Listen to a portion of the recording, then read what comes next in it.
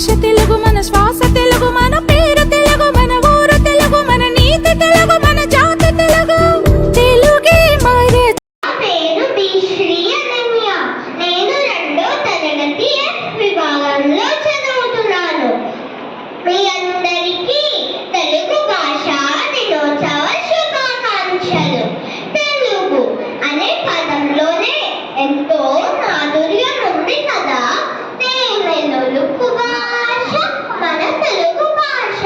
August 29 ఈ తేదీకి ఒక ప్రత్యేకత ఉంది.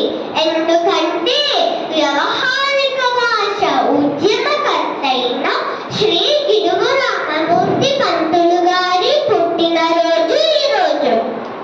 గ్రాంధిక భాషలో ఉండే పాఠ్యాంశాలను వాడుక భాషలోకి మార్చాలని ఎంతో కృషి చేసిన వారు మన శ్రీ గిడుగు రామమూర్తి గారు. తెలుగు భాషకు ఆయన చేసిన కృషి మరువలేనిది.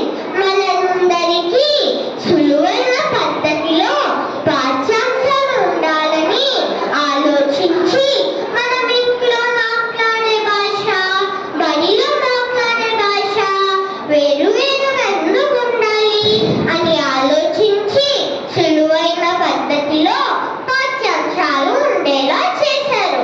మనిషి పుట్టిన తర్వాత మొదటిగా భాష నేర్చుకునేది అమ్మ ఒడిలోనే. అదే మన మాతృభాష. ఈ సృష్టిలో ఎన్నో జీవరాశులు ఉన్నాయి. కానీ అందులో ఒక్క మానవుడికి మాత్రమే తన మనసులో భావాలను బయట పెట్టడానికి భాష అనేది సహకరిస్తుంది. మీ అందరికీ సులువైన పద్ధతిలో అర్థమయ్యేలాగా ఒక చిన్న పద్యం చెబుతున్నాను, వినండి. కలసి ఉంటే కలదు సుఖం, కలహిస్తే దుఃఖమయం.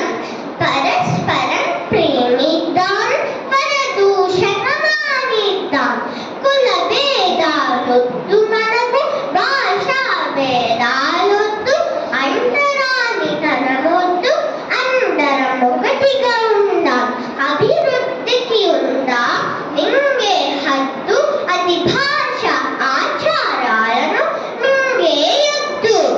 నాకు ఈ అవకాశం ఇచ్చిన మీ అందరికీ మరియు ఉపాధ్యాయులకు నా ధన్యవాదాలు.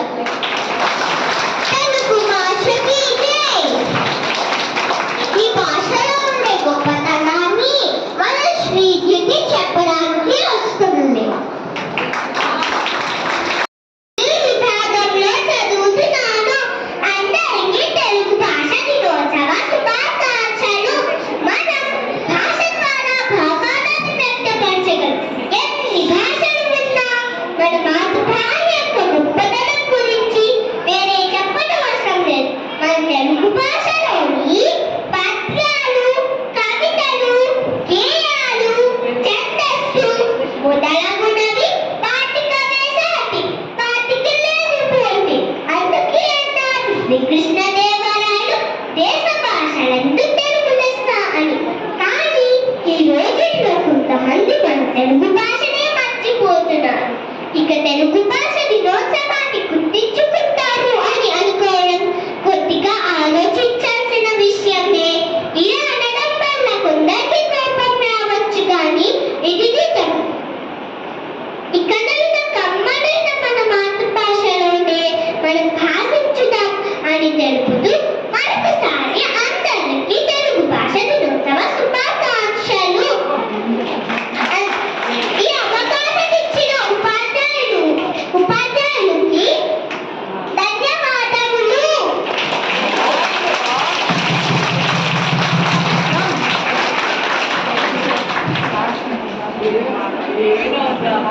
దేశంలో ఉన్నారా అంటే ఈ దేశం గొప్పదైనది. ఈ దేశంలో పుట్టడం మన అదృష్టం. అవును శ్రీకృతి. ఇప్పుడు వివరించిన విధంగా అందులోని కొంతమంది కవులు మన ముందుకు వస్తున్నారు. పల్లికి కొలుకులు అన్ని తెలుగు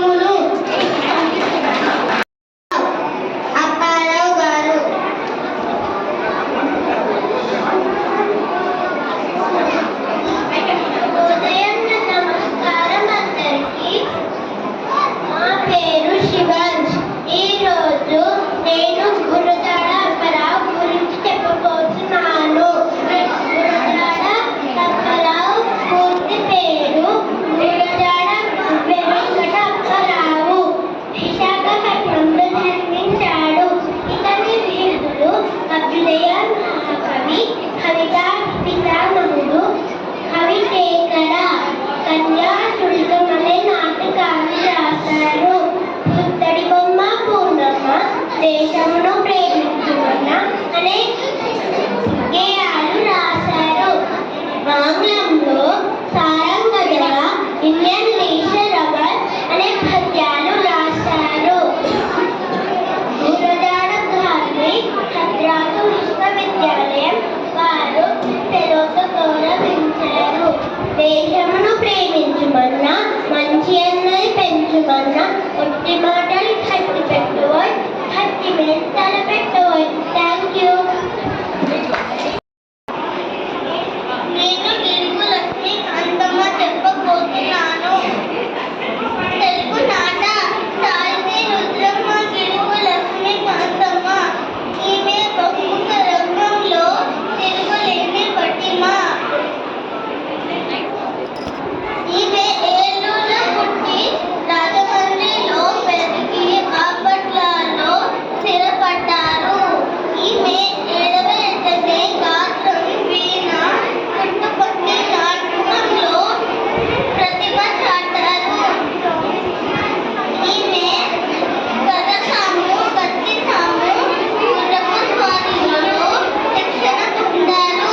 ధన్యవాదాలు.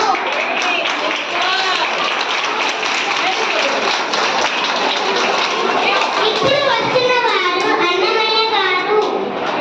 ఈయన భాషా జ్ఞానాన్ని సంపాదించు, కాని నీ భాషలోనే నువ్వు సంభాషించు. తల్లి తండ్రి నేర్పినట్టి మాతృభాషరా, తెలుగు మాట్లాడి నువ్వు వాళ్ళ రుణం తీర్చరా. తాళపాకనాడ అన్నమాచార్య. నేను 32,000 పాటలు వెంకటేశ్వర స్వామిని స్తుతిస్తూ నేను 15 తెలుగు కవి మరియు కీర్తనకర్త. నేను 32,000 పాటలు పైగా నేను పాటలు కీర్తనలు రాసి చేశాను. మీకు ఒక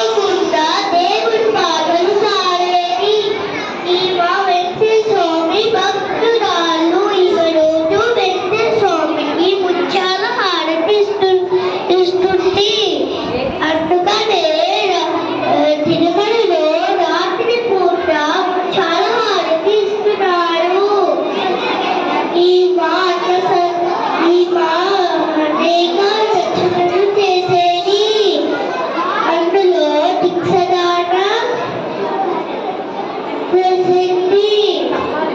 ఈమె మూఢనమ్మకాలు పాటించేది కాదు.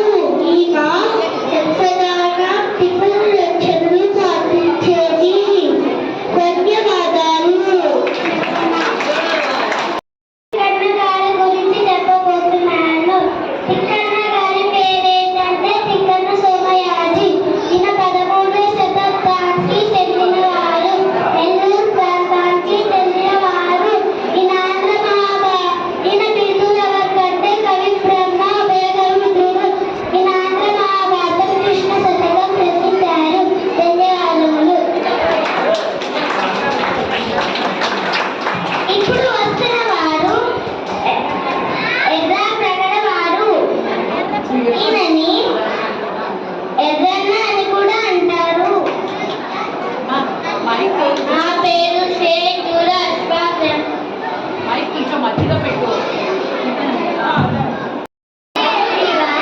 నా పేరు నైరా.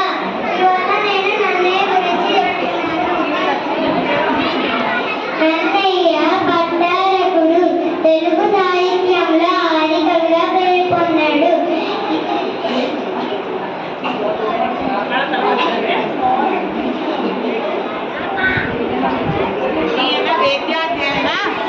ఈయన వేదాధ్యయన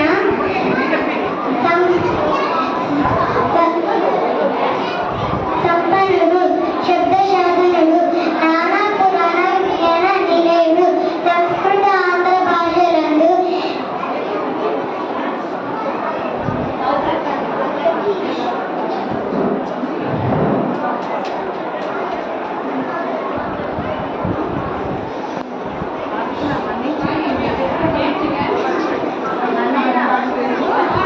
సంస్కృత ఆంధ్ర భాషలందు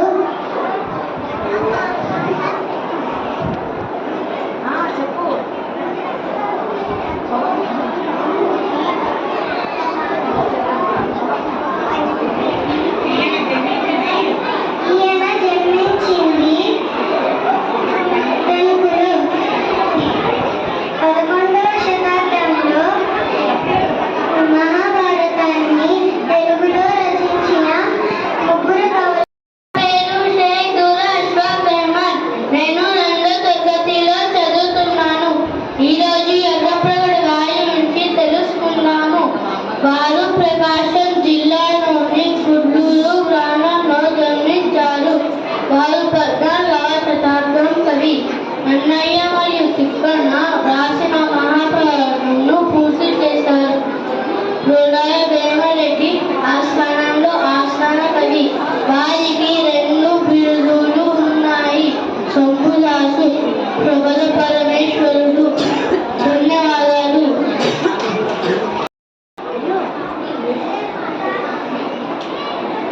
అందరికీ నమస్కారాలు. అందరికీ నమస్కారాలు.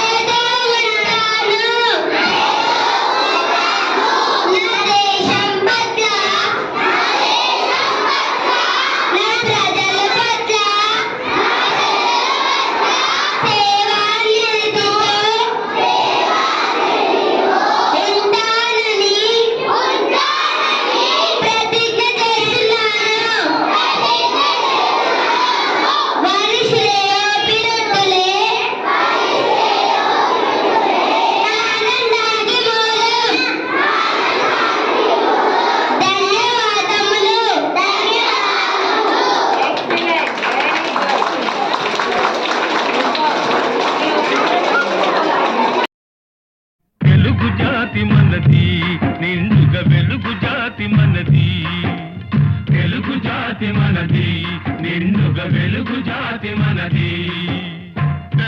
వెలుగు జాతి మనది, నిండుగా వెలుగు జాతి మనది. తెలుగు జాతి మనది, నాకు చాలా ఆనందంగా ఉంది. ధన్యవాదాలు. రాయలసీమ నాది, సర్కారు నాది, నెల్లూరు నాది, అన్నీ కలిసిన తెలుగునాడు మనదే మనదే మనదేరా. తెలుగు జాతి మనది, నిండు